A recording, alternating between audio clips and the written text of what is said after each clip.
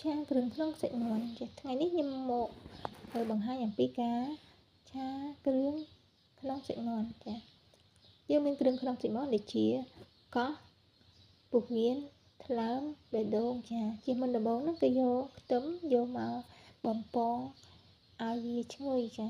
អញ្ចឹងយកខ្លាញ់មកហើយដាក់ខ្ទឹមទៅហើយបំពងវាឲ្យឈ្ងុយ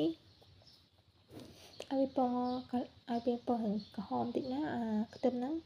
ចាខ្ទឹមហ្នឹងឲ្យរៀងក្រហមតិចមកយើងដាក់មកយើងដេញឲ្យវាក្រហមណាបងប្អូនណាបន្ទាប់មកយើងដាក់គ្រឿងក្នុងចូលចាហើយយើងលីងឲ្យឆ្អិនចាវាគ្រឿងក្នុងរៀងវាយូរតិចដូចថាដូចជាកោសដូចជាអីចឹងទៅវាត្រូវការយូរពេលអញ្ចឹងណាចាយើងដាក់ឆាហើយបន្ទាប់មកយើងដាក់គ្រឿងវាដូចជាទឹកត្រីអំបិលបន្តិចស្ករបន្តិចប៊ីចេងបន្តិចមកហើយយើងព្រោះអីវាគ្រឿងវាតិចដែរហើយក៏